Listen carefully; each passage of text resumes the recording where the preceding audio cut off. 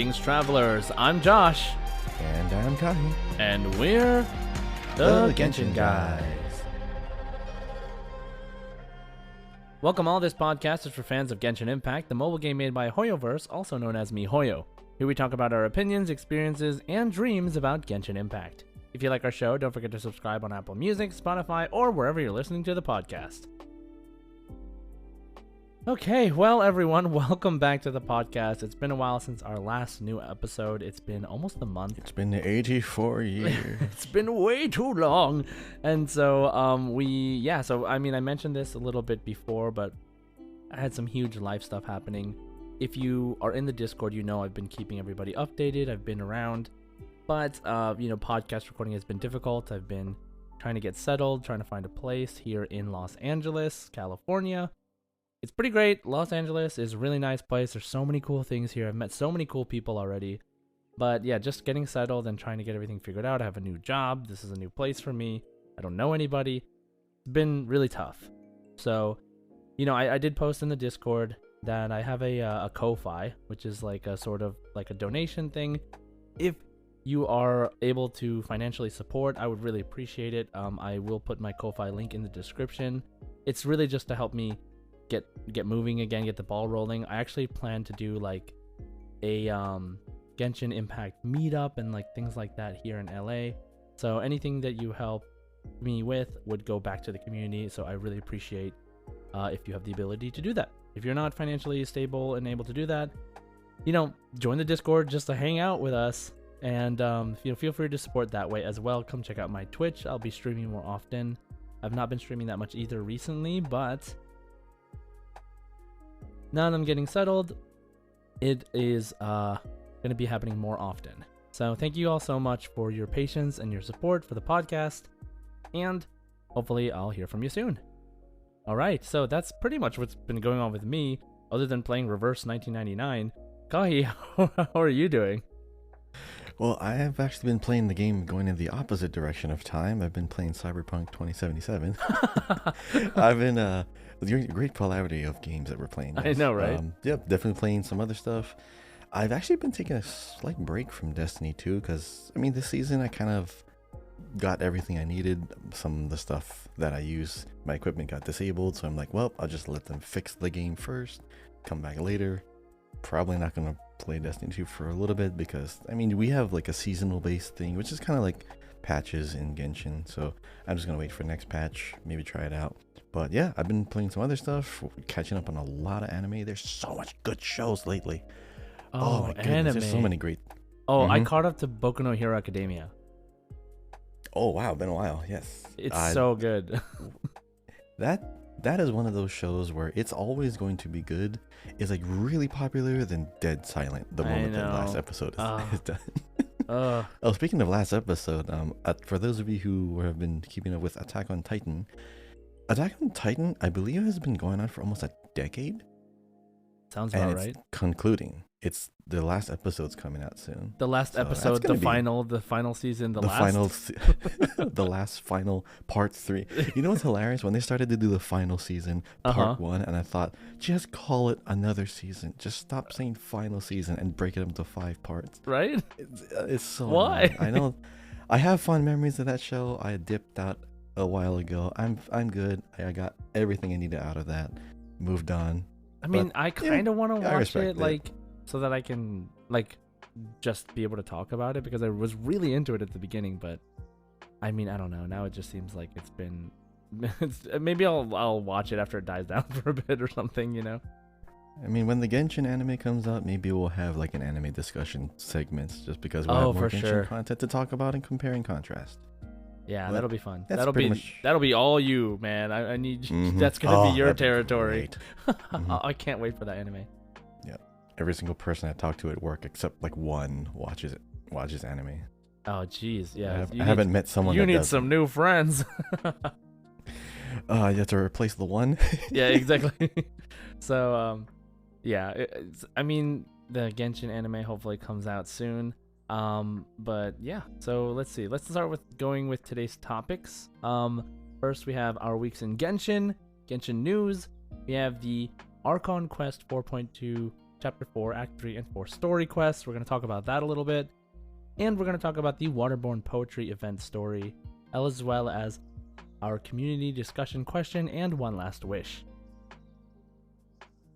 So before we jump into our first topic, just another shout out to join the Discord if you haven't already. I want to just give a big thank you to our mods who, while I have been moving, while I've been doing all this stuff and have been away, our mods have been doing amazing work in the server, just helping everybody with keeping people active and doing events and things. We did a bunch of events recently for Halloween. We're actually still in the middle of it right now as we're recording.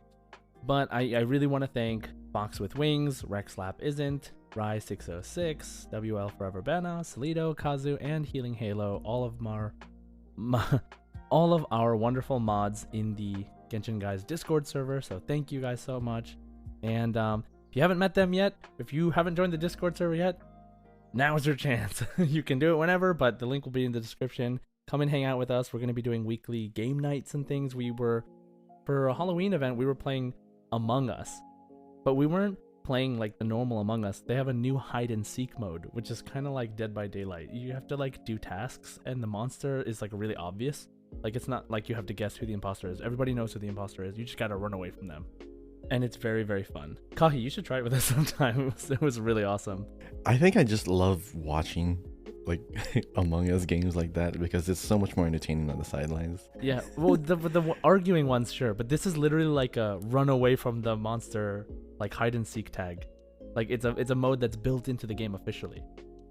It's totally different. I think I remember a game like that. Yeah, no, people used to like do that. Like they used to do it for fun, but no, but there was like a not hide and seek game, but like a tag game. It was like werewolves versus hunters, and you were literally like. You were like going from rooftop to rooftop. It was almost like, I want to say like Spider-Man movement, but everyone could move like that, like whether you're a hunter or the werewolves. But the werewolf had like good melee attacks, but the hunters could have like some ranged attacks. So it's like you basically take turns chasing each other across the whole city, which is fantastic. Looks like old Fontaine. Yeah, well, we'll be trying stuff like that, and maybe in the future we'll have some more games to play, but Jackbox or like whatever.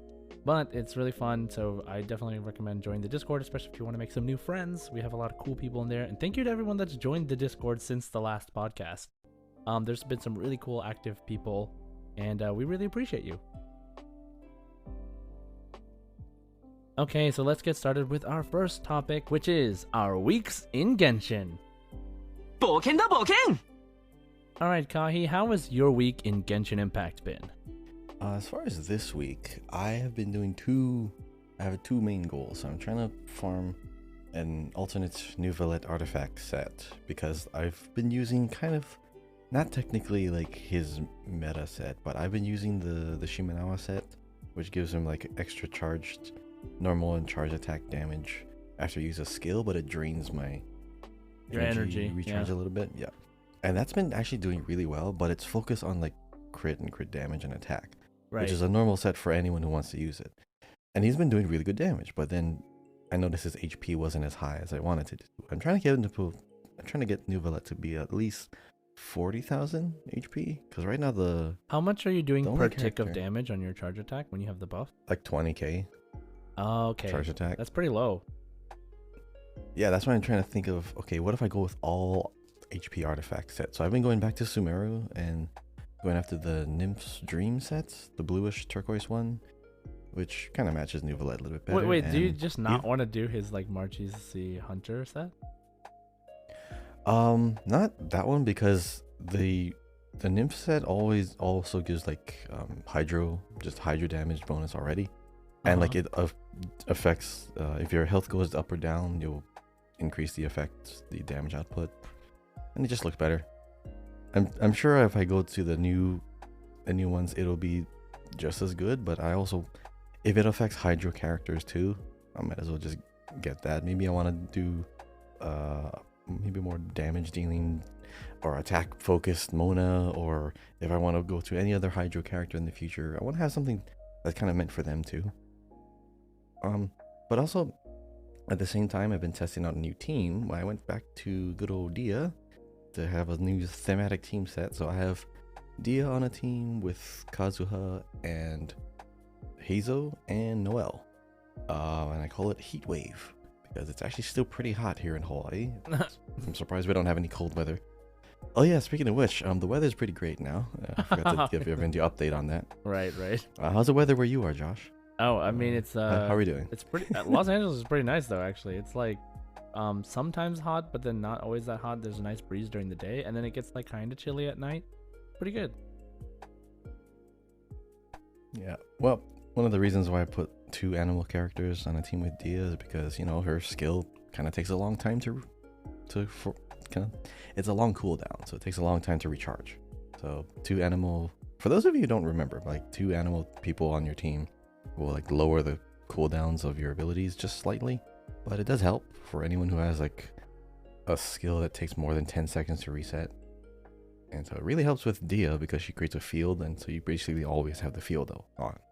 Maybe like 2 or 3 seconds of no field, but it's been pretty good. And they all have the same kind of color scheme. They're all like warm colors. So, you know, me and my thematics, the cosmetic player. I like how the team looks. Kind of has a good color palette going on. But it's been really fun because I also been using Hazel more in place of Risley. Do you have Risley? Are you using him? So, funny story. I got Risley on my NA account. And oh, right. I think you mentioned that. Right. So, like, I've been trying to, like, catch my NA account up because it's only AR 50 and World Level 7. And so, actually, the other day I was doing Twitch and we did co-op, and there were people from the server were just helping me, get some materials that I needed. But I do not have him on my Asia account. I'm trying to get him, but if I don't, honestly, that's fine because I have him on my NA account and I gotta level that up anyway. But I want to get Farina for sure. So, you know, because I have Risley, it's kind of okay that if I miss him on my main account, because I'll just get him when he comes back. Which, by the way, Sarah made a good point. I think it was Sarah in the Discord made a really good point that we're going to be getting a lot of reruns of characters we already have for a while, most likely, right? Because we just have so many characters now. So, you know, there's only 4 more Fontaine characters coming out. Yeah, that we know of, right? So like if there's no surprise characters coming out, then you can just skip entire banners, right? They always rerun like Fontaine characters too. Like they always rerun the characters that came out that version, like 3.0, like 4.0. So chances are we're probably gonna get like a Linny rerun soon, and then we're gonna get a new Valette rerun after that with the Risley rerun. So like all those times where there's reruns and stuff, like I'll probably have more Primo Gems saved up by then. And Farina would be twice, right? Because Nahida was twice. Yeah, usually everyone is twice. Like before 4 point, you know, whatever is over, unless there's a character that comes out like at the end half, most of the characters come back twice. From what I remember, anyway. Pretty sure that's how it goes, yeah. Because I remember pretty much all the Archons being available twice in the same year. Mm-hmm. And they're usually longer. Zhongli has been on a lot of banners, but Venti as well. I haven't actually seen Venti on very many banners in the past. Yeah. I'm kind of tempted to roll for Venti because, I mean, that it's like one of the best ultimate in the game. It's better than Kazuha's, definitely. And if you're going to go like animal crowd control, that is literally a black hole. Yeah, so pretty much, yeah. For my week, I've been focusing on getting a new artifact set for a new Valette with tons of HP. I really like this new Dia team.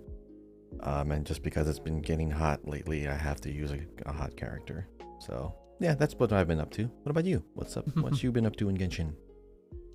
So, I kind of mentioned it, like when working on my NA account. On both accounts, I waited super last minute to do the poetry event. So, Same. Yeah, like I just did all of it in one go earlier this week, and then I'm actually going to do the NA one today, the last day, like after this podcast, while I'm editing the podcast, just to, you know, build up Primo Gems and stuff. But yeah, it's been you know, obviously I haven't been able to play as much, unfortunately, but I just been doing what I have to do, making sure I do all the limited stuff, and I've not explored much. So I do know that when the time comes where, like, for example, at the end of this Risley banner, if I'm like, you know what, I really want Risley, and I don't want to like spend money, I still have so much to do. I have so many quests to do. I have so much exploring to do. So, you know, I'm just kind of letting it all build up so that I have more to go back to when I finally have time to deep dive back into the game again. But yeah, that's pretty much it for our weeks in Genshin. So let's move on to Genshin news. Okay, in Genshin news. So we actually have pretty big news. So first of all, there is the birthdays, which since we haven't been doing podcasts for the last month, we had Xingqiu's birthday on October 9th, Xinyan's birthday on October 16th, Sayu's birthday on October 19th, Eula's birthday on October 25th, Nahita's birthday on October 27th, Yay. and today's birthday is Kazuha's birthday on October 29th. Whew, that's a lot of people. I think Nahita has the most important birthday because her Oh, no. trailer, teaser. Yeah. Oh, man. Her whole thing is about like that. Her whole video was about a birthday. Oh no, it's so sad. Memories. Oh, my goodness. But she's okay now. Oh, the memories. She's fine. She's fine. So we had those birthdays, and oh my gosh. So the live stream was supposed to be this week. I know. Yeah. I was looking forward to it. Yeah. So like, you know, I was also looking forward to it. I was like, oh, this is going to get me excited again now that I've finally started to settle down a little bit. But nope. So unfortunately, the live stream was postponed. And while there was no official reasoning, it turns out that the same day, there was an important official person in China that passed away. And so the country is in mourning. And so there was something similar that happened before when we had like a delay in some kind of Hoyoverse live stream. So I think a lot of people are extrapolating that's probably the reason. And but we have not yet heard an official date of when the live stream is going to be postponed to. And some people are wondering and are sort of worrying because I think this week is supposed to be the Honkai Star Rail live stream too. So what's gonna happen? Like, you know what I mean? So we'll see what happens soon. Kai, are you still playing Honkai Star Rail? Yes, definitely. I am building up my Jingliu, Right. most broken character I've ever seen in the game. She's more broken than Sela. Definitely more broken than her. I am shocked how like fast the power creep characters have arrived already. This is why I'm not worried about not getting Sela when she first came around. And this is like you can definitely tell the development strategies and workflows are different. The teams are different because I guess the way that these characters are crafted are based off of just, okay, there's a basic attack and then there's a skill and then there's a turn. It's very rigid, not rigid. The framework of combat is very it's very stiff. There's not much you can do in combat because you either press this button or this button. You can't move. There's no movement in the game. You can manipulate speed for turns, but like there's only so many things you can do to augment that kind of combat. So it's inevitable that there's going to be people that do more actions with a single ability or with a single button press. This is one of those characters where you can literally do 3 or 4 things in a single turn, which is a little much already. It's great, and I have Bronya with her, my E3 Bronya, who I lost 50-50 to her because whatever. But Bronya's great. But yeah, she's good, right? Yeah, she's so broken. Yeah. Not much other news, but there is one thing I do want to briefly mention. There has been a little bit of drama in the community. I don't know if you know this one, but some streamers and some I guess siblings of streamers have been getting into some altercations. Wait, what? I don't know about this. What is this? What? Okay, it's Tectone, right? Uh-huh. Okay, Tectone, he's not the bad guy in this one. He's not this time. He's been fine. He's been very outspoken on his opinions about metas and about the game. He doesn't like Genshin anymore, which is understandable, but I just want to bring up something. So basically, there's another streamer and the brother of this streamer, and they were having an argument about a video, an opinion from Tectone that was really long time ago, and it got to a point where he got so upset and very heated about it where You didn't see anything. There was only audio, but it sounded like there was some kind of physical abuse, where it was either something was thrown or someone was hit. I just want to point out something, and that's basically what the incident was. And now it's just everyone's talking about it, people arguing about who was right, why are you defending this person, whatever. The whole root of this conflict was opinions about characters. So I want to bring up something about this. There's a reason why I wanted to bring this up as far as news. So our particular podcast, we pride ourselves in being, very level-headed, calm in our discussions about character abilities, power, and general like gameplay stuff. And none of our opinions are very none of our opinions get heated. None of our discussions get to this level of argument and debate. I mean, there's things that I do with my characters that no one does with their characters. There's always the absolute best way to play a character. There's always the best teams, but we've never been like, oh, you shouldn't do this, or there's no reason to do this. We've never gotten to a point where we said our opinion is better than another opinion.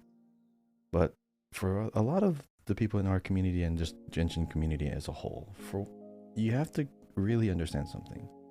You want to try your best not to let yourself get too overly passionate about how you play a game, because these can easily lead into arguments and unnecessary arguments and quarrels online. We've seen it too. We've seen discussions get out of hand. And just as a reminder, it's a game. Just enjoy it how you want it to. Let other people enjoy it how you want it to.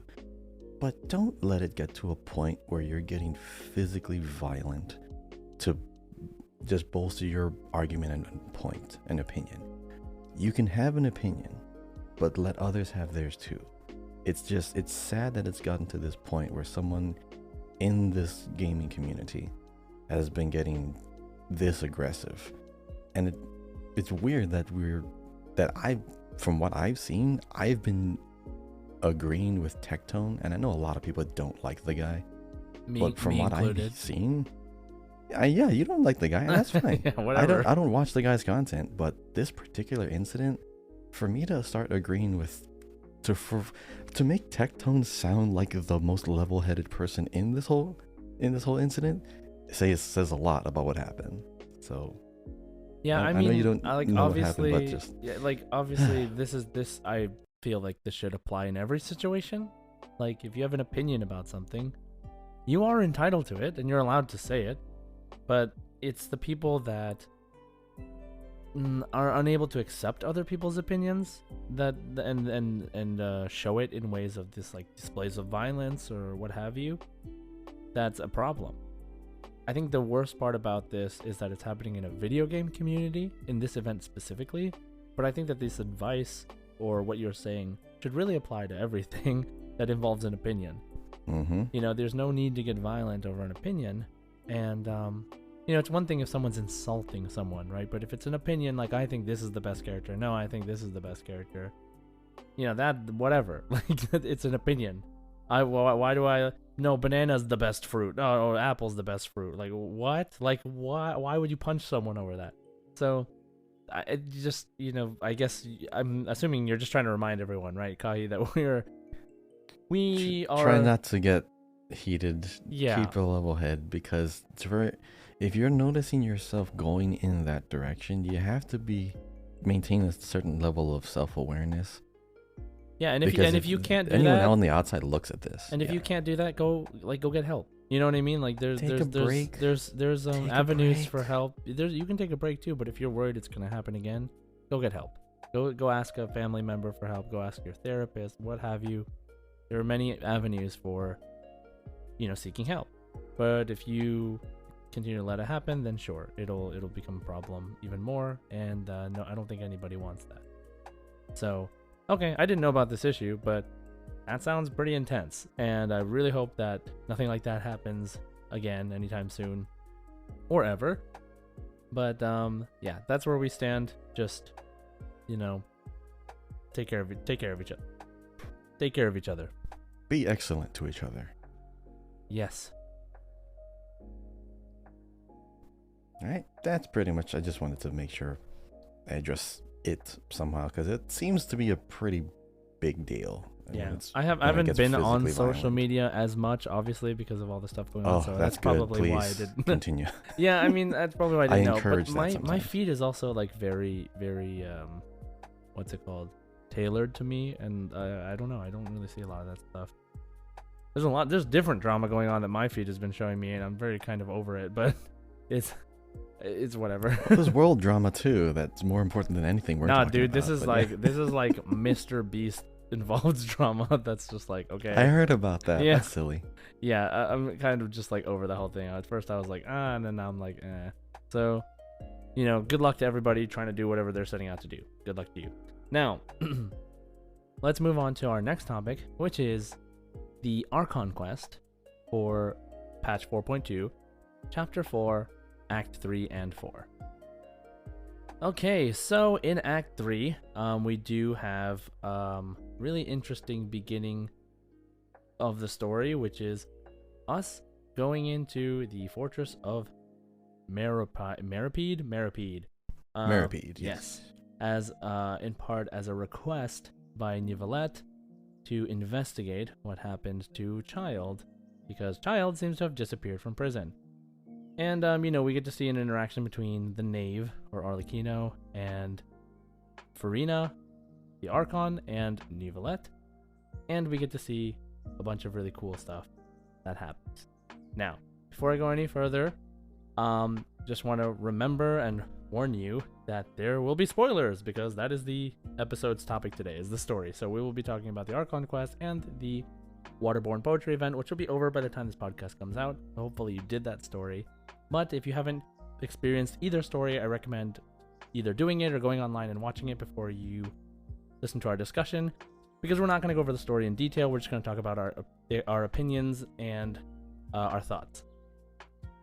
Okay, so that being said, Act 3 was us going into the prison, meeting Risley, learning how the prison works, going through this like daytime system thing, and then Getting free food. And then Act 4 was about the conclusion to the, us being in the prison and investigating Child. We didn't find too much, but we did get to hang out with Linny and Lynette and Fremine a little bit. And I like how they do this thing where they make it look like Risley and Sigvin and like all these people are like the bad guys, but they're just not. And then we learn about the truth of the Fortress of Meripede. Wait, how do you say her name? Is it Sigwin or Sigvin? How do you say it? I don't know. I didn't play in English, so I just say it like. Okay, because in English they were calling her Sigwin. Sigwin? Okay, then Sigwin. There we go. Okay. Sigwin. So Sigwin, Risley, they make them look kind of like bad guys. But yes. So that is Acts 3 and 4. We get to see Nivelette use his powers. We get to see him. Well, he like straight up admits to being the dragon, right? The reborn Hydro Dragon, Elemental Dragon. And wait, Nivelette's the Hydro Dragon Sovereign? Yeah, I know, right? Surprising. No way. I remember the last episode where you're like, yo, I don't care. He's a dragon. Mm-hmm. Yeah. Yeah. I think we all knew that. Yeah, but he says it actually, and it's just like, okay, great. He said it. He said that we have that written down. I mean, look, Paimon didn't know, okay? But yeah, I love that. I love the way it all happened. Anyway, also I love the meeting with the Knave that you have to go through in Nivelette's place. Oof, okay. So, I love how menacing she is. Bro, I love her. Okay, so let's go to let's talk about, so that's kind of just like what happened, right? We did all the things with the prison, we found out about the history of it and everything. Now, Kahi, what was your favorite part? Let's just say that. What was your favorite part? Okay. It might sound like uninteresting, but I love the conversation between Arlecchino and Furina because you learn a lot. First of all, Furina, because everyone's trying to figure her out. Like, is she really like this? Is she putting on an act? Does she have multiple personality disorder? What's the thing in her eye? Does she have a plan? And she's like, Everyone knows she has a secret, at least one really big secret that probably she herself doesn't even know. I have a feeling that That's what it kind of looks like. Yeah. It's so interesting because yeah, Arlecchino just keeps picking her apart with like how she's talking to her. Like Arlecchino is very menacing. She has a great villainous aura, but also she straight up tried to kill her, like in like broad. I was gonna say broad daylight, but like broad moonlight. Yeah, right. She actually. It was scary because I was trying to figure out in the trailer, like who was the one saying, "Oh, please don't kill me." Like, oh wait, that's Fiorina's voice. Oh, that's pretty bad. And you would think that if she was hiding something or some kind of ace up her sleeve or some kind of trump card, that she would show it in a time where her life was being threatened. But nope. Even then, nothing happened. She didn't do anything. She was just super scared out of her mind. And I kind of feel bad for her. I really do. Because either the secret is something that she is aware of and is probably more scary, that if it gets out at the wrong time, or she genuinely doesn't know what's going on and she's just like she's just a body. She's just a figurehead. It's not like I don't like her character. It's just she's not as competent as a ruler, or she doesn't have like that strong presence like most of the other characters or most of the other archons we've seen. I mean, even Nahida had like, she was knowledgeable, she was smart, so she kind of knows her way around things. She was powerful too, but I'm really hoping something really big happens where Fiorina like surprises us and it's not like, oh yeah, that's a thing, I could do that all along. I just hope it's leading up to some grand experience. Mm-hmm. But I liked that conversation because it revealed a lot more than just dragging on a conversation to get to the next area. Right. A lot of dialogue I feel like is not really necessary, but you can see everyone's reaction to the moment and what's happening. But that was a really important conversation. Right. Because you saw her without Neuvillette. Neuvillette handled the first one, but now it's just Arlecchino and Fiorina. And you see her just squirm. Right. It was intense. For me, that was intense. From like a storytelling perspective, that I like that moment. But what about you? What was like the moment that you really liked or remember from the past two acts? when Sijuin comes in and knocks out Linny with her little gun. I love that whole scene. She's standing there like, with a gun. I love that whole Sijuin, what are you doing? That whole thing. That whole interrogation confronting Wriothesley because Linny thinks he knows that what Wriothesley did, and like Wriothesley like has more or less been putting on an act in a way, but also just been letting them do their own thing. So it's funny. He's like, you let me escape, and you let us investigate. He's like, no, like you guys did that. I just didn't do anything. Like, he kind of comes off as a bad guy because he knows what everybody's doing, and he does do things like he takes Lynette and stuff, but it wasn't in a bad way, I guess, in a dangerous way. He saved Fremine, but Linny, you're kind of experiencing it from Linny's anger of just like, you did all this, this is all your fault. And he's like, no, like, I'm just trying to like not let you guys die. And also I don't want you to figure out the secret of this place. Like, you shouldn't know that. So and then like, they come in and he's like asking you the 3 questions, like to answer the 3 questions, and Sijuin's like, can you just like not do that? Can you just like not be annoying? Like, she's like, sometimes you're annoying. And he's just dragging it on for theatrics. And I think that's so funny because I was really excited about Wriothesley and to figure out what kind of character he was, to learn more about him, because I was really excited about his character. I was really excited about a Punchy Punch Cryo Catalyst 5-star who is voiced by Jotaro from JoJo's Bizarre Adventure in Japanese. So what's his name? Joe Zisha? No, but I'm talking about the Japanese one. Ono Daisuke. Oh, the Japanese one. Yeah, okay. Yeah. But Joe Zisha in English, I don't know exactly what else he does, but yeah, I mean he does fine. Like he does a great job as Wriothesley, but very good mature voice. I like it. Yeah. There's a side note I want to talk about later, but so basically that's my favorite scene, like where you're being interrogated sort of, or like I guess it's the Linny confronts Risley scene, and during the course of that entire scene, Clorinda brings Renee back from drowning. They like try to save him. Mm-hmm. They bring Lynette back. Like, you know, everything that like Linny thought was happening that was bad was actually not Risley's fault, and in fact, Risley actually helped them. But Risley was playing it like he made it like he was the bad guy. He's like, oh, let your imagination run wild, you know? So I don't know. I thought it was funny. And I love that his whole thing about tea. Oh my god, one of my favorite scenes was like when Risley's like to Clorinda after she saves Femina, he's like, you want some tea? And she's like, no, I don't want tea. And she's like, if you want tea, want a towel. No, but she's like, look, if you want tea, you can just go get some tea. Like, you don't have to ask me because you want tea. And then he's like, all right, fine, I'm gonna go get some tea since I'm gonna be making some anyway. You want some? She's like, sure.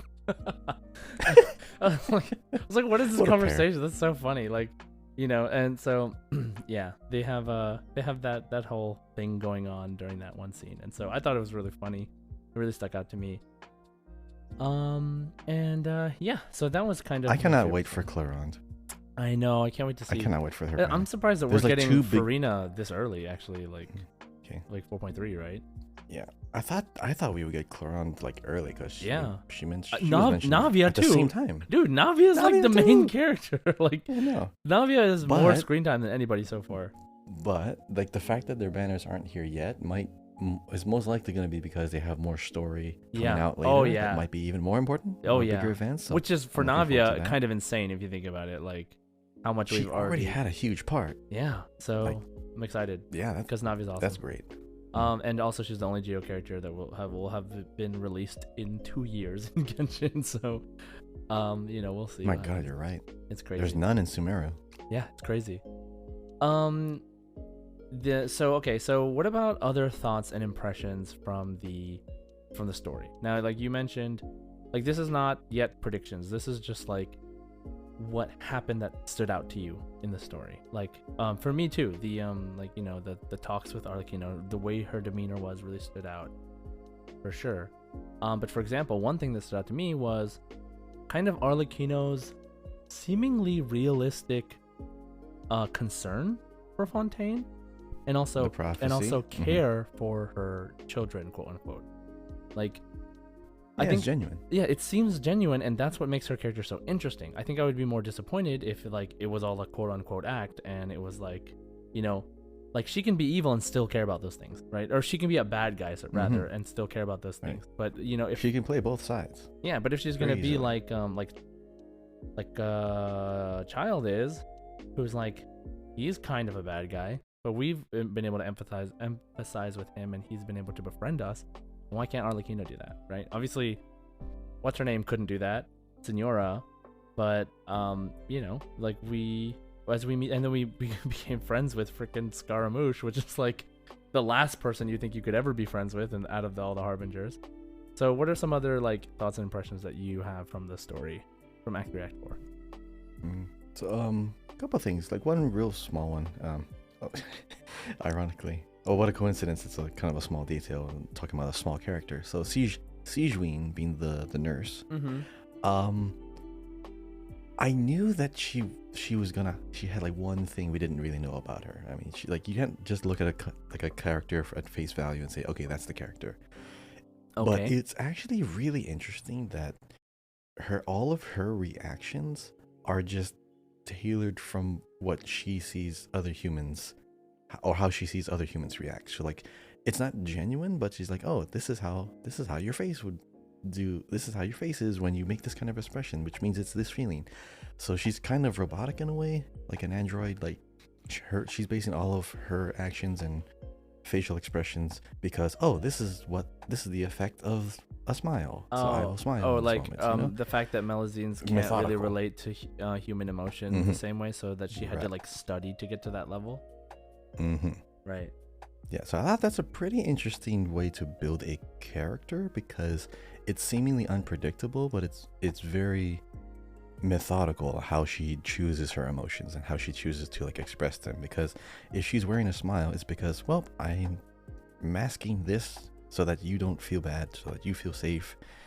So it's almost menacing in a way. It's almost scary I thought she was gonna turn into like a full-on yandere character, because you know like the whole Japanese anime trope, like the nicest character, like the nice nurse, turns to be like the most like sadist character who likes violence and everything. But I'm glad she's not that bad. But she's a very interesting character. Good to know that there's another healer coming out pretty soon too. As far as like the other standout things and moments or character moments, as far as story goes, it's concerning. I want Arlecchino to be like the next child of Tartaglia, like, oh, this is their introduction, and later on they'll be like a summonable character. But then I always got to keep remembering that Signora was a thing, and we all know how Signora ended. So I want to believe that Arlecchino could become a character that we could roll for, but it's never been hinted yet, because we already know Fiorina is coming out, we already know Claran, all the other characters have pretty much been confirmed to be, summonable, just not Arlecchino.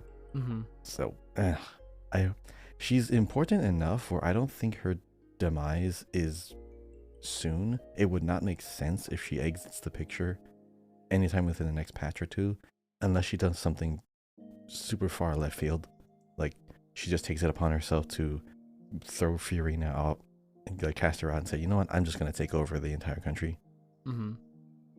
I still don't know what her plan is. She's just kind of like waiting and hoping, but she's intriguing.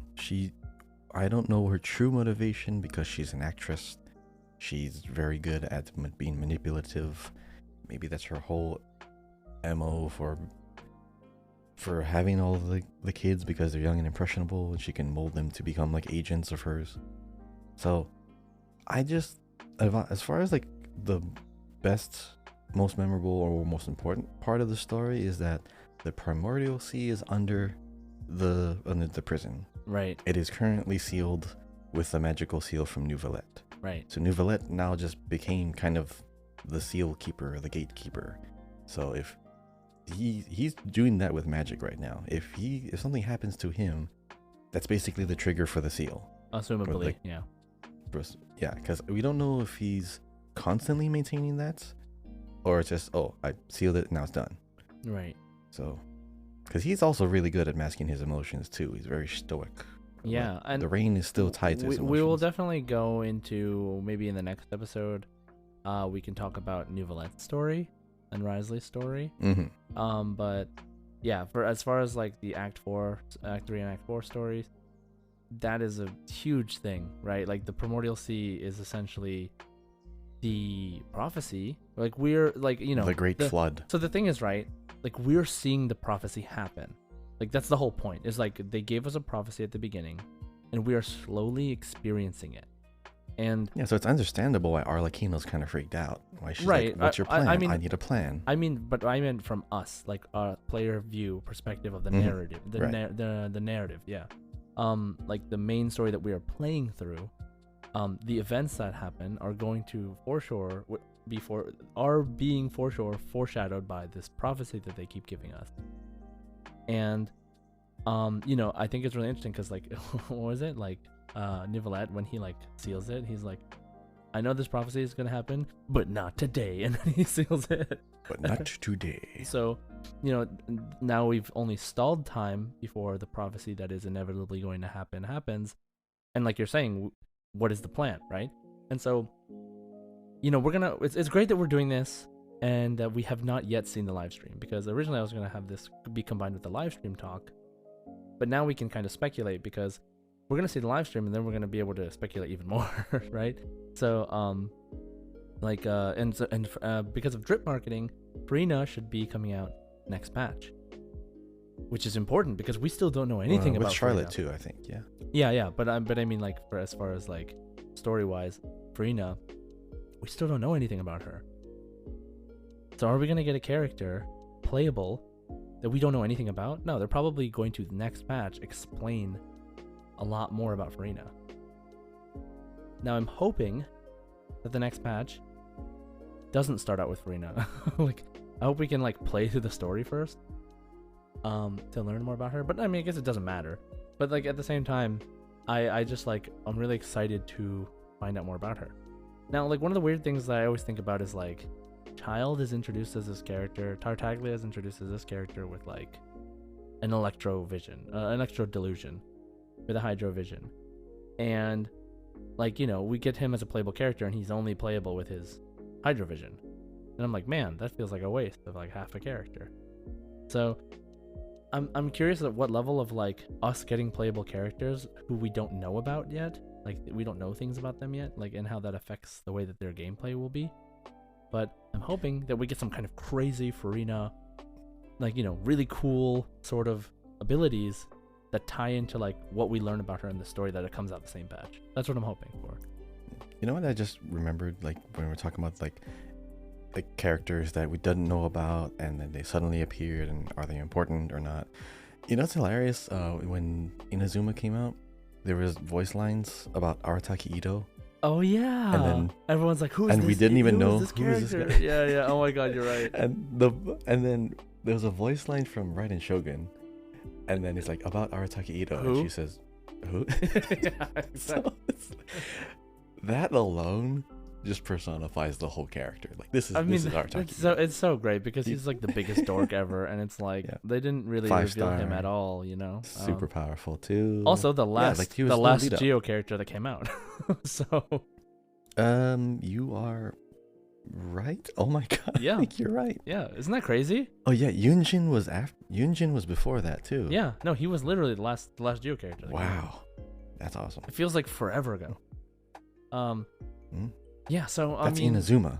Yeah, dude, I was still living in Inazuma when that happened. Oh wait, hold on. Kirara was not in the official like reveal for Sumeru, but she came out at like the end of it, right? Yeah, but Kirara's not Geo. Yeah. But she was a 4-star. I mean, she came out of nowhere. First of all, no lead up, no mention. It's just, hey, look, another cat girl. Okay, that's cool, but oh yeah, you're talking about like the no warning. Yeah, okay. Like characters that received little to no warning, and then they appeared. And how good are they? Arataki Ito was a 5-star. I mean, Yunjin we didn't hear about until she came out either, like till that patch. Mm-hmm. So yeah, and she was like she played a minor role in the story, but wasn't prominent at all. But some of these characters, they're like side characters, so they don't appear in the main story to assist in any significant way. They appear in like event stories. So like the next character will probably come up and be mentioned in an event, like a limited time event, and then they show up. Oh, Mika was one too. Like Mika. Oh yeah, up, you're like, what? Who the heck is that? Like very briefly. Yeah. Who else was there? What was Jinyan? Shinyan? I don't remember. Like I think she was also like, but like early game was different, right? Like early game. Yeah, release schedule was different. Early game release schedule was different. Early game like story was so at the beginning that like there are going to be a bunch of characters we didn't know about, right? But then we got to a point where like the world was building on itself, and then like, you know, then we see people talking about Arataki Ito. Like we still see about Varka and stuff like that, right? We still don't know what he looks like. But yeah, I mean, we'll see, right? The theory about like there's a theory about us going back to Mondstadt, the second half of Mondstadt before we go to Natlan. You know about that? I didn't hear much about that. I didn't like. I know okay, I didn't more hear. I didn't like. To Mondstadt I only heard this from someone else. But the reason I was thinking this also is because of Eula's mail for you on her birthday. She was talking about Dortmund Port, like the other part of Mondstadt that we haven't been to. Oh, wasn't she in charge of that port? Yeah. And the thing is, these characters in those birthday messages, I don't know if you noticed this, but they usually tend to foreshadow where you go next. A little bit, yeah. Yeah, so yeah, I mean, you know, who knows? We'll see. I think it would be very appropriate considering the way the map looks, and how awkward it looks right now, and the fact that like Fontaine technically connects to Mondstadt. So yeah, it'll loop back a little bit. Yeah, so it'll probably loop back, which I think would be super cool. So we'll see what happens there. But yeah, anyway, in terms of like what this story and where it's going, do you have any like predictions for like the story? What you think, what you want to see happen, or what you think will happen because of what we've seen so far? Um, a lot of it's gonna be focused around Fiorina. Fiorina is, just from what I can see and how she's behaving in the last conversation I saw, she is oblivious to something, but knows that she has to act like she knows everything. Yeah. So either she's, Because there's, remember, either she's what did or- the Arlecchino said? The thing that judges people, I forgot the name of it, the really long French name. the oratress. Yes, the oratress. Epiclus. Yes. Yeah. Yeah, all that. The That thing. that thing. The great thing. It's like building up energy for something, and then she's like, if you don't know, then somebody else knows clearly, because it's definitely building up something. So that was like part of the suspicion from Arlecchino why Fiorina doesn't know what's going on actually. So yeah, I mean, I'm just saying that, like, that part reminds me of what you're saying. I think she's genuinely afraid because she doesn't know enough. So Right. I don't even think Neuvillette knows. Neuvillette knows a lot, but most likely he is not the end. He's not the end game, like, solution. Right. He did But come later. Something else right? has to happen. He did. Yeah. He came afterwards. So. Because Fiorina was. Wait. No. I believe I was that. gonna say Fiorina was alive before Neuvillette. No. Yeah. He was. She was. No, like the Archon, the previous Archon was alive before Neuvillette, but like Fiorina came into the picture after Neuvillette. I mean, Fiorina is not like hundreds of years old. Oh well, Is she is. She's like 500 years old. Not the really? Yeah, and then didn't Neuvillette come to Fontaine 400 years ago? Yeah, because he's fairly new too. But who's the previous Archon? The previous Archon, Igaria? Uh-huh. Okay, because I took a screenshot when Risley mentioned the name. When the previous Hydra Archon, Igaria, ruled the land, all convicted criminals from Fontaine were exiled. The people drove the criminals away like a wolf pack, chasing the banished. Igaria. Okay, the name Igaria never showed up in Sumeru, because remember when we had the little lake in Sumeru that we had to. There's like that tree that went up into the sky, and the what do you call the Emerita thing, the Parisara, Emeritas. Yeah, those little floating creatures. Yeah, the Pari. They were talking about the previous Hydra Archon, but I don't think Igaria showed up then. I don't think they said Agaria, but they just referred to her as the previous. The previous god. So okay, yeah, I guess Fiorina is the. Oh no, yeah, you're right. Fiorina is old. It is hundreds of years, because the Oceanids, the Oceanids fled when she came into the picture. Right, which I think was like 500 years ago. Mm-hmm. So she had already been in power for a while before Neuvillette showed up. Yeah, I just realized the Oceanids left when Fiorina came into the picture, because they. Yeah, what is it? That was the thing.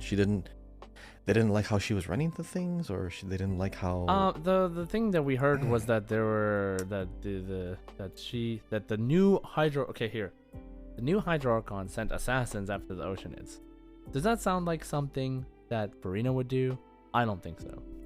So maybe that's an important detail. Maybe this other thing, because remember the one that you fight in Liyue, the Oceanid. She's like, what's this? An assassin from our homeland? And then there's like this whole thing about how the Oceanids did not want to follow the new Hydra Archon, and so the Hydra Archon went after them. The new Hydra Archon went after them. Who's the new Hydra Archon? Focalors. But Focalors right now does not seem like someone who would do that. So there must be another version of Focalors that is like more evil. So or something. And so we're hopefully gonna find out more about that next batch. Do you think it's like the same thing where you have Raiden Shogun and A? Or like there's like a really super evil version inside like that. Well, remember the Raiden Shogun thing was not an evil version. It was a puppet that was programmed to do one thing. Right. And so it was deemed that as like, not very human-like, because it wouldn't really empathize with people. But I think we could be facing a similar situation where there are multiple versions of the actual Archon, and that we're only dealing with one side of it, of this Archon, and the other side might have a totally different agenda with a totally different plan set into place, right? Because Agaria is allegedly the creator of the Oceanids. But either way, we just know they had a big connection together. But then they all fled once the new Archon came. And Oceanids are pretty chill. Like, as we're gonna talk about in the new story, there's an Oceanid in the new story, which is really interesting. I think way to tie this into Fontaine. But I think Furina might actually be scared of her other self, or that other thing. Seems likely. If she has another personality or another entity, she might be scared of that. Maybe she's trying to suppress that, and that's maybe the. All right, here's like a random theory. Ready? Maybe this other Furina is directly tied to the coming about of the prophecy. Like, either this other Furina is the one who created the prophecy and is going to make it come true, or something to that effect.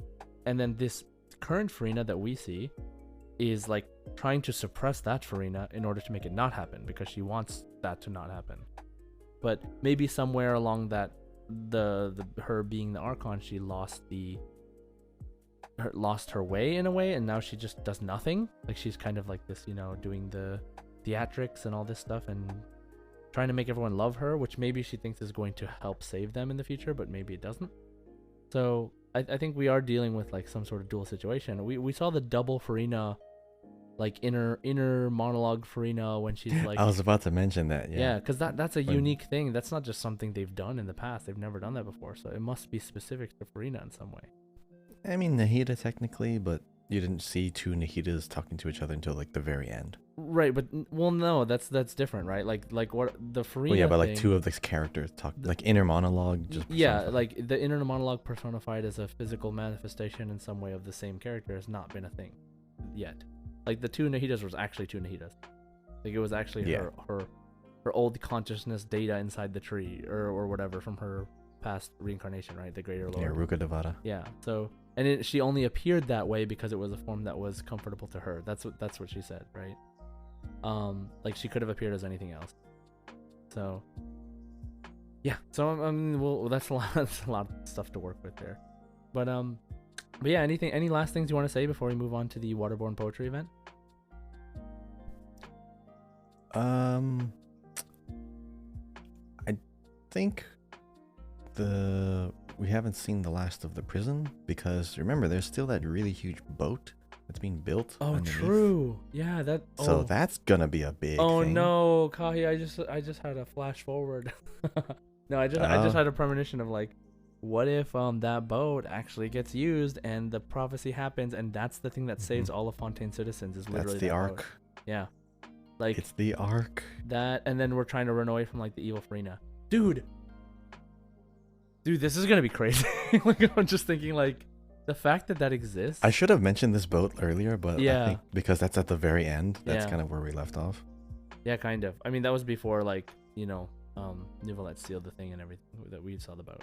But yeah, it's like, it's pretty big it's too. It's kind of crazy to think about, like, because they kept foreshadowing to us that this is gonna be the big thing where something happened, right? Like, this is gonna be the part of the story with the turning point. Gonna be something crazy happening. Now, I wouldn't be surprised if they did something with that boat and the prophecy to where it's so close to coming true, and maybe even some people like actually dissipate or die or whatever, but they actually save a lot of Fontainians with that boat, and the current Fontaine Court of Fontaine just get totally destroyed. Sinks. Yeah. Zone-wide change. Everything's underwater now. Yeah, I'm really hoping something crazy happens that changes the entire mapping of the world. You know what I mean? Of like Fontaine. So it technically could work because Fontaine's currently lifted above the ocean. Right. So if there is the Great Flood, or if anything if there's a catastrophe, it just sinks to actual like sea level. I wonder if like, the fact that like they're above like that, and then there's like the fortress and they go down, if like this space that is lifted up underneath is where the primordial sea is, like that, there's just like a whole layer that we don't know about. Well, from what we know, like as far as like if Genshin, I mean, taking like technicalities or the technology behind it and the mechanics of how the game works, the biggest open world zone change is mostly just concentrated into a small area. Yeah, I think well, in let's Sumo well, the Desert. well, like here's the thing, right? They did that, but like let's say that their plan all along was to do this. Like let's say that Fontaine is like kind of as empty as it is in a way because they plan to just scrap it. Like, you know what I mean? Like, and it wouldn't be like the entirety of the Fontaine region. It would be like I would imagine like the entire court of Fontaine flood or something like that. You know, the rest of the region would be virtually a part untouched. could work. You're right. Yeah. Because swimming is just a way of traversing the open world. Yeah. And they just bring like the visual aspects of it to like above. It sounds simpler than I'm making it out to be, but yeah, just I can imagine swimming around in the city of Fontaine. Yeah, I'm really curious to see if they do anything really drastic and shocking to us as the player. Like, oh my god, I can't believe they did that. Like, I really want to see that. You know what I mean? The biggest change I've ever experienced was you can turn off like the cloud effect from the pyramid in the desert. Oh yeah. Yeah, you can just straight up turn it off. I mean, also the big flower, the tree, like the big flower tree. yeah, that one too. So, yeah, dude, that would be so cool. Well, let's see what happens, and hopefully it happens next patch. we'll see what happens. Okay, so let's talk about the Waterborne Poetry event. You finished this event, you said too, right? Mm-hmm. Yep, it was a nice, quaint, fun little story about poems. That still somehow ties into Fontaine, which I think is so interesting. So cool little revelation at the end too. Quick summary, nice. Right? Quick summary. We Mondstadt and Liyue are hosting a joint neighboring countries poetry event to share the arts and to just hang out and meet new people. Hosted by Venti and Hutao. Because I like how they specifically mentioned at the end of the last Lantern Rite, they were like, wow, you're pretty good at poetry. And they're like, yeah, you too. Let's hang out and do poetry sometime. That's this event. This event is because they said, let's do poetry next time we hang out. And it's funny because, like, you know, Hutao doesn't know that Zhongli is a god and Venti's a god. So, so we're having this event, and we have Mika, Noelle, Xingqiu, Tongyun, who else? Diona, and anyone else that participated that I didn't say yet? I mean, Zhongli was technically there at the end. Okay, so we had Mika, Noelle. You had the Xingqiu, Chongyun, Diona. Playable character. I mean, we have Venti and Hutao, obviously. Right. No other playable character. Okay, no. So then I guess that was it. And then we have the new Ocean Age. Oh, Zhao. Oh, Zhao was there, kind of.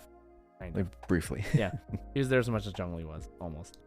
So yeah, we have all these characters come together. We have this new girl who has glowing blue eyes, who, you know, if you've played the Bottleland event, you'll know immediately is an Oceanid. And, you know, Paimon also suspects that at one point too, and you're like, hey, is she an Oceanid because her she's glowing? And you know, there's a whole story that happens, and you go through some fun riddles and things, and then you find out that this girl, the Oceanid, is actually the spring fairy of the little spring in Springvale. And she talked to Timmy, was his name? Was it? Well, no, not Timmy. Wait, what's his name? The guy? Finch? Sorry, Finch, yes. Finch, who's there always talking to if the Timmy showed up way back then, that would have been mind-blowing. Like, he's actually important to the lore. No, okay. So he was there 500 years ago. I feel like it'd be really funny if they made him, like, wrote him into, like, some major lore story thing, too.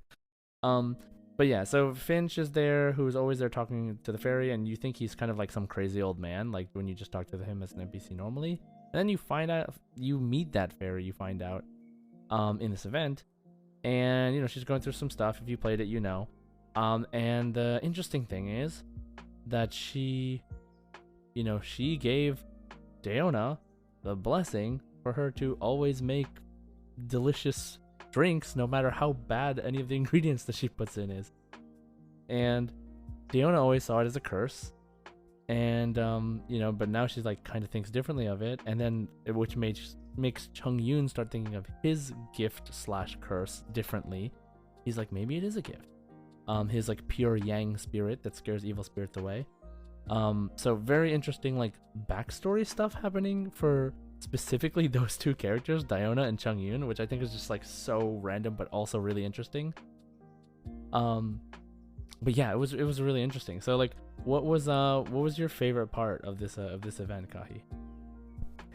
It's nice to see. Well, definitely the ending, obviously, because the entire time you're making poems, you're going out to the open world, just walking around, enjoying the company of all these characters you haven't seen in a while. But yeah, the ending where you find out that the Oceanid traveled from Fontaine, settled in the Springvale, and kind of became a folklore legend, and then you get to see her come back and tie off some loose ends with an old character. It was nice. It was a nice, pleasant story. Good, wonderful surprise. It's not like groundbreaking where it solves like a lore problem or a loophole or like a hole in the lore, and it just everything's solved now. But it's nice. It's a really fun, contained story, which a lot of these limited time events really have to be, because it's going to go away, and you don't want something super important to just be locked behind a limited time event. Looking at you, Albedo. But I really do like these self-contained stories where they're really interesting in itself. But if you miss it, totally fine. It's fine. It's like you pick up a book, you never read it. In the game, right? You pick up all these like items and you don't read the actual story. Some of them actually do have like animated cutscenes too, by the way. But it's nice. I like these events because Genshin is a story-driven game. Like Genshin is always going to have a really good storytelling, whether you like the dialogue or not, or you feel like it drags on or not. It's a really fun story, and you get to experience it in bit by bit that evolves over time. So it's really fun. I like this. Yeah, for me, like I really liked how chill the event was in general. Like, because what's happening in Fontaine is pretty serious. Like, make no mistake, it is a very serious thing to be scared about the death of all your people and your entire nation. But, like at the same time, we have this other event going on here, and it's about poetry and the arts, and really, really cool to see characters from different nations interacting with each other.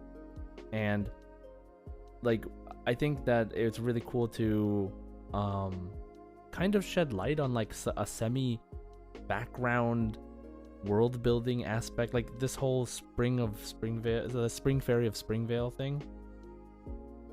Like it's such a it's such like it could be a throwaway thing that's just like, oh yeah, there's like a legend that like there's a fairy that lives here and this guy always talks to her, but nobody's ever seen it, so he's probably just crazy.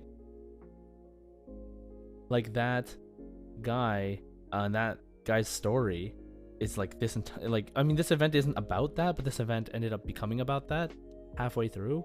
We got the fun stuff out of the way, and then we learned about this backstory thing, and it's just so interesting, and especially when it's involving the Oceanids and like Diona's like actual like something like Diona and but also Chung Yun in a way, but Diona mainly, something that's like a core aspect of her character that we didn't really know much about. And I think it was just a really cool event to like shed light on that. I was not expecting it at all, and it kind of came out of nowhere, but I'm really happy for it. It's technically like the anniversary event too. Mm-hmm. So it's nice to see like Diona not acting always upset all the time. I know. It gets tiring. I liked Diona more after this event. Calm Diona is best Diona. That's what I also learned, is that I like Diona. Happy cat, best cat. After they did this event, and it's really cool. So I haven't done. Wait, does she have a hangout? Because I have not done her hangout. I think she does. I think she does. Yeah, she has like. I haven't done her hangout, endings. But now I want to do her hangout because, and I know it'll be different because I know that's before that you learn this information, but at the same time knowing this context and then seeing how she was before and then like how she is now after this event, I think it's really cool. So I like that part of it. Did you have any other like random thoughts or impressions about the story about this event that you liked? Just even it could even be like, what was your favorite minigame? Oh, the Bomberman one. Not really the Bomberman like mini game, but like you had to choose the geometry of the bomb. Oh, that was a Dodoko bomb. That was a Dodoko one. Yeah, that's different. I like that one. Though. Okay. Oh yeah, we totally missed that. The darts was pretty cool. Darts was fun. The picture one. combat event, the picture one. Those are the three. That Darts, combat. I think I do like the picture one the best because you had to actually like turn your camera to find the angle because it's not just in the frame of your camera. The painting was kind of like stretched out, but then you had to go to that spot and turn to find the different missing angles of it. It wasn't like so it's nice. It wasn't like the distance scaling wasn't accurate to like the picture, like to where the things are. Right. But it's the field of view. It's done in a way that's like, and a lot of places do this, right? Like they take the landmarks of a space and then they like push them into a small picture so that you can kind of get a feel for the entirety of the place, but it makes it feel more busy. They do a lot of things like this for Japan because in Japan, if you look at like a map of the railroad or something, for example, like Japan, how do I explain this?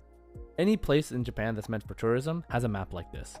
It's a map that has, it's a picture that looks like, it looks like you're looking at one scenery, but it's just actually different landmarks and things that this area is known for mashed together into like one picture, so you can get like a quick glance at everything that this place has to offer. And that's kind of what they do with these pictures. I'm sure there's a name for it or like a technique for it or something, but I thought it was interesting because it was a nice way to just remind you of the really nice scenery and landmarks that exist in these earlier areas of the game. And you know, it's been a while since we've like gone back to Mondstadt and Liyue, so why not, right? Pretty cool. I actually found like 2 chests in Mondstadt that I didn't get because I was trying to find. Bro, it was in Storm Terror's area. When I was streaming, I found 3 chests right next to where the event was happening, like in that area in between Mondstadt and Liyue, like where everybody was on the wooden docks or whatever. Like there was just 3 treasure chests like down on the near the water that I didn't see, and I was like, what the heck? I already have it like 100% it. So like, or something like that. I don't know. It was funny. But yeah, where was yours? In the Storm Terror place? Yeah, the Storm Terror area, because there's no like teleport near it, and most of the quests kind of took you into the other opposite directions anyways, but this is kind of towards the outer edge. Do you have it 100%ed like Mondstadt? I don't think it's 100%. I think there's 2 areas in Mondstadt that it's 100% and the others are like 90. I see. You haven't quite done that yet, huh? Like the 100%. No. I have Mondstadt and Inazuma 100%. But there's still random treasure chests just like around, so you know that's just how it is. But yeah, I mean, this event was great. It was a nice, refreshing little break from the seriousness of what's happening in Fontaine, and obviously it all had voice acting, so that was fantastic. All right, so let's get started with our community question discussion. Okay, so last week's question was, if you could live in one town in Fontaine, where would you live and why? Kahi, where would you live and why in Fontaine? I mean, if I were to go with this question, like literally or like specifically, I only know of Poisson as the next town or village area. There's also like the area below Fontaine. There's the Melazine place. Like there's Poisson. The Melazine. There's there's the Court of Fontaine. There's you can't really live in where like the upper uppercase. Yeah, the upper uppercase is. It's just like a building. It'll be nice, but there are actually some houses near, like in the open field. Right. But it's not like a named town, but it's like kind of overrun by Gardamex. I do really, really like Fontaine itself, because there's like the way the whole city is kind of like laid out.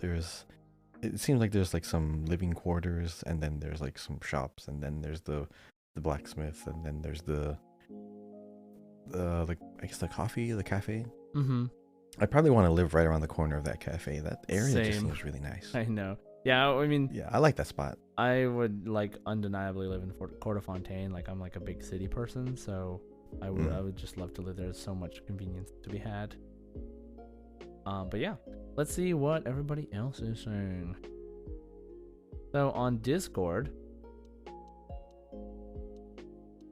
enjoys Genshin too much, says, I would live in the Melusine village as it seems so tranquil and peaceful. I could really do better art there. Also, I would be under some certain person's protection. Haha. Yes, the story quest. But yeah, that's a good one.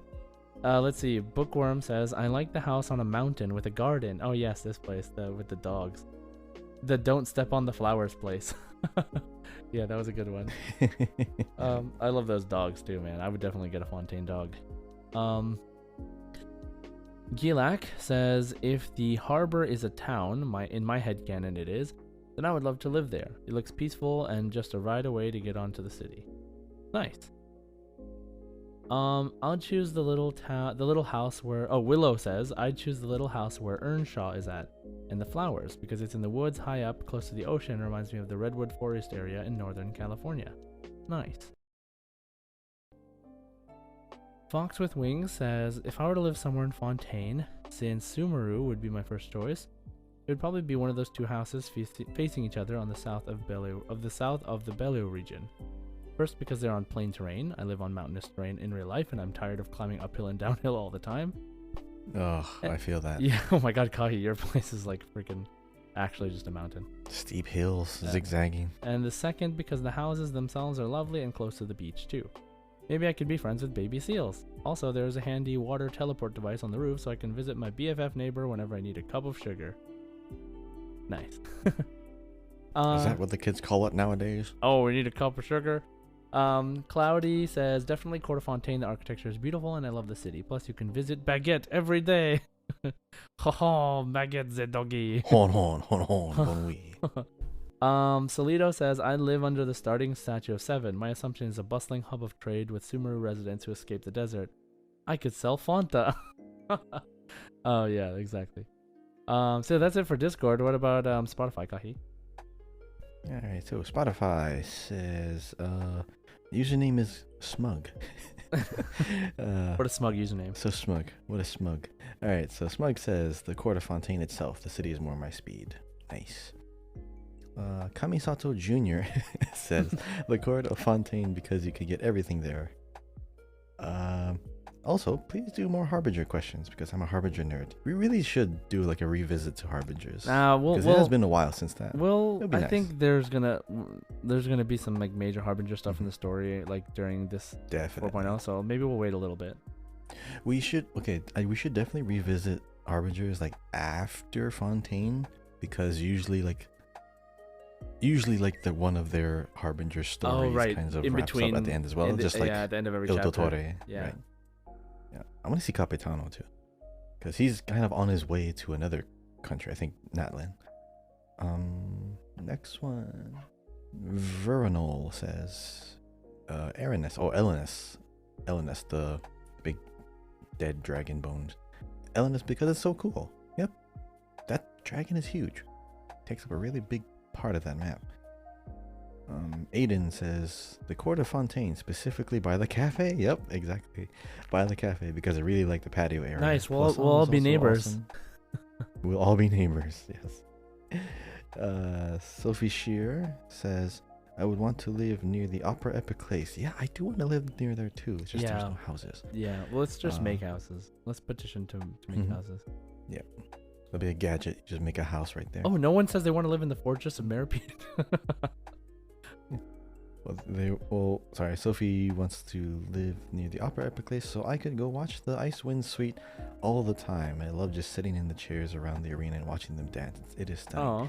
It is actually really cool. I did stare a little bit when I first saw them. I wanted to know like what their pattern was, or do I like hit them from afar? Do I just watch? It's a really nice performance. Next up, Ko says, I love that place at the end of the Narcissus Cruz quest. Oh, yeah. It's also pretty and calming. I don't know if we can still visit, though. I don't think so. I don't think we can get back into that, because that was like a magical realm. Yeah. Some weird magic to it. Maybe eventually. I took some pictures. Shalyn says, I don't know what it's called, but I like the northwest corner of the map where the dog quest is. Dog quest? Wait, hold on. I don't know if I did this one yet, but it's at the northwest. I think that's the corner. one with the dogs that don't step on the grass. Oh, The same that one. place. Everybody likes that place because it's like one of the only places that's like a habitable area that's like looks like someone can live outside of the city. You know what I mean? Because Mm-hmm. the other Yeah. houses are just like destroyed Melusine houses or something. Yeah, I can see that one now. Yeah. Next up, the Prinzessin der Verrutelung says, I think I'd live in the Mercy village because I really like the Melusines. Yes, no Melusine hate. Hashtag no Melusine hate. She didn't say that, but I just put the hashtag. I see. Oh, by the way, if you smack talk any Melusines in the Discord, you're just banned automatically. No appeal. Oh yeah. Next up, we have Lulu. Lulu says, probably just in the main town, but if I could, maybe in the Melusine home place thingy. It does. Okay, that whole place has like some different types of scenery. Some are really nice. Some it's kind of dark and dreary and bony. It's cool, but it's meant for Melusines. It's really small. It's kind of claustrophobic in a way. Mm-hmm. It's cool, but it's meant for like the little people. And the last thing is Quiet Gem says the city. It's really pretty. Yes, very poetic. Yes, Court of I like Fontaine. that. All right, and that'll be all for Spotify. All right, what's our for next week? Yes. Okay, next week's question is: if you made a movie, what 4 playable characters would you cast to act in your movie? And of course, what kind of movie is it? So come up with 4 actors that you would cast for your movie and kind of tell us maybe what genre, what kind of movie it is. Come up with a plot if you want. You have a whole week to think about this one, right? So, Josh, would you like to introduce our final segment? All right, so let's move on to our last segment, One Last Wish. いいだろう。 All right, Kahi, are you ready to make your one last wish? I'm torn between Risley or Venti. Oh yeah, you don't have Venti. I don't have either. Oh man, you And if I had kind to of gotta go pick, for an Archon though. It's the Archon. Yeah, so like as much as I I'll like try Risley, if I didn't have Venti, I would probably go for Venti too. Yeah, and I don't need the weapons. So Yeah, not at all. Okay, Venti. Let's see. What pity are you at? Do you know? Wish in- You know what pity you're at? I think I'm 30 into pity. Okay. Well, let's see. Venti, wish incoming. And it is blue. Do we have any blue characters? No? 3-star characters? I don't think so. I mean, Chongyun's blue. Yeah, I got a Harbinger of Dawn sword, but I got Ooh. 15 Stardust, which is great. Woo! Alright, your turn. All right, so I'm gonna be rolling on Risley on my Asia account, and I'm at like 40 pity, and the last thing I got was Nivelette, so on 50-50 still. So let's see what happens. Meow. It's blue. And it is Thrilling Tales of Dragon Slayers. Oh, that's actually really good. It is, but you know how many freaking That used to be really good. you know how many freaking Thrilling all the Tales of healers. Dragon Slayers I have? So many. 20. Way more than that. But yeah, it's just whatever, it's a good one. Anyway, that wraps up the show for today. Thanks for listening, and if you have time, please leave us a comment and a review. We'd really appreciate it. Don't forget to join the Discord as well. The link is in the description. Don't forget to subscribe on Apple Podcasts, Spotify, wherever you're listening. Follow us on Twitter, once again, at Genshin Guys Pod, or me at JSide Gaming, or Kahi at Kahiao, Kahiyiao. Kahi also has a YouTube with the same name, so go ahead and follow that as well if you would like to. And once again, I have a Ko-Fi active. The link is in the description if you would like to donate to help keep the podcast going. You know, all this effort that we put into it really comes back into the community anyway. So if you would like to support me, that would be really, really great, and I would appreciate it so much. You can donate anonymously, or you can put your name and I can give you a shout out. Thanks again, everyone. And as always, Ad Astra Abyssos. Hoshi Toshien o mezase! Enjoy.